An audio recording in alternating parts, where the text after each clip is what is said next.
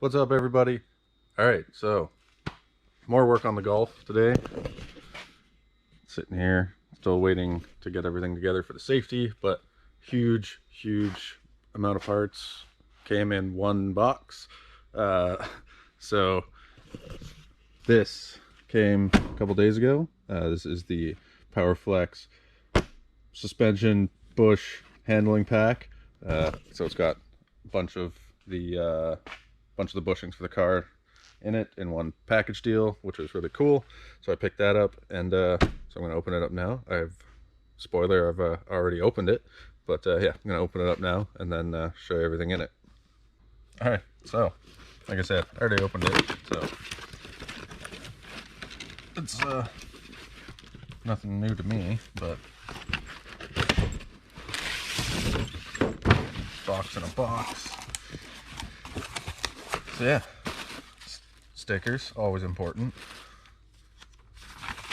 A guide of what's in the kit. So it comes with, well, I can show you guys. So these are the front control arm rear bushings. The ones big donutty ones that everyone puts R32 bushings in instead, but I'm stoked on these because they're way better, and I've seen those bushings pop out. So anyway, comes with those. Keychain, cool. Rear axle bushings. These are, you know, very important on the Mark IVs. So rear axle bushings. The dog wheel mount bushings for the ones, this is the back side of it, so got those.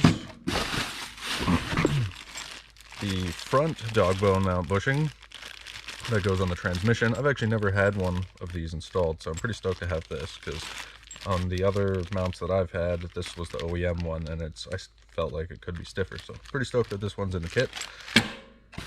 Then the front control arm front bushings right here, and that's it. So it's a pretty solid kit. Comes with pretty much everything you need to refresh the majority of the stuff on the car, and then the mount. This is like the crucial one, but we will be getting upgraded other engine mounts anyway. So yeah, this is going to be going on the car. It seems like I always install bushings on stuff, but I shout out to PowerFlex, not sponsored by any means, but absolutely love their bushings and products. If you've watched previous videos, that entire car suspension front to back is also PowerFlex bushings. So really like their stuff, and stoked to get this on the car, and there will be more of that coming. But yeah, so gonna get to work and start getting some more bushings done. So we're starting to take the dog bone mount out, and lo and behold, oh, Ontario strikes again, or again, strikes one, I guess the first time. Completely rotted in there, broke the bolts. So now I'm sitting here trying to get the mount off, and yeah, trying to do that first. Thought I'd, you know, do the easy thing first and just get into it. And then now this is just giving me great feelings about trying to get everything else out. So a bit of an update on getting the dog bone mount out. It's still not out. This thing is fucking seized solid into the subframe. So this is turning out to be a great fucking time. I'm trying to get underneath it and shit, but nope, she's not having any of it. So I'm gonna work away here, and hopefully I can get this out sometime. But if that's yeah, like I said earlier, if this is any indication of what I'm in for, these are gonna be one hell of a time to get out. Those will too, and then probably those in the future once I do the subframe bushings. So having a great time. All right, well, it's a new day, and the dog bone mount is still there.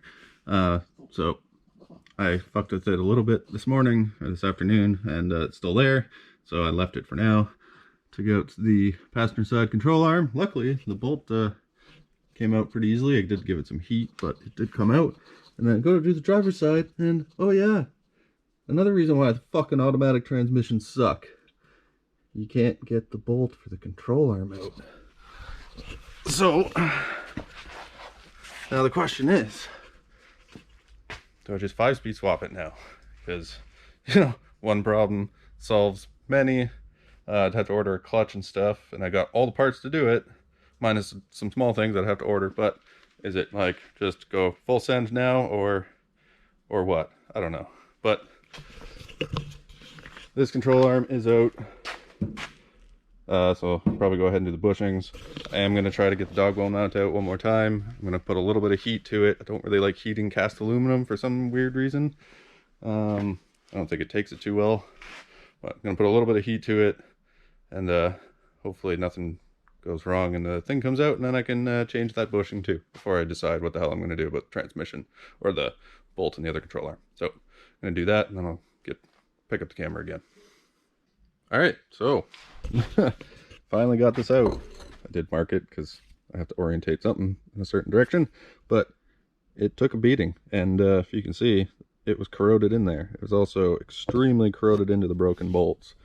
So I gotta get those out of the subframe still, but I mean, I can still use the mount. It's good enough for now. Probably get a full billet one eventually, but for now I got the bushings and everything, so we're gonna throw those in, and yeah, eventually I can always just get another one and just swap all the bushings over, because this piece is still untouched. It's just that piece, so you can always change that and just get another one.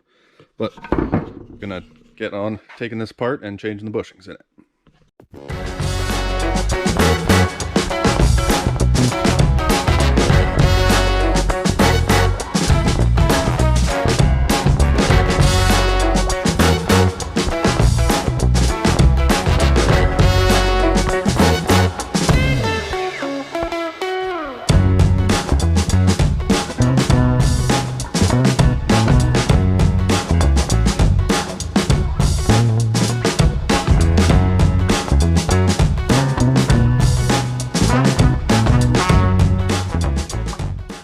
So, dogwheel mount, it's all done.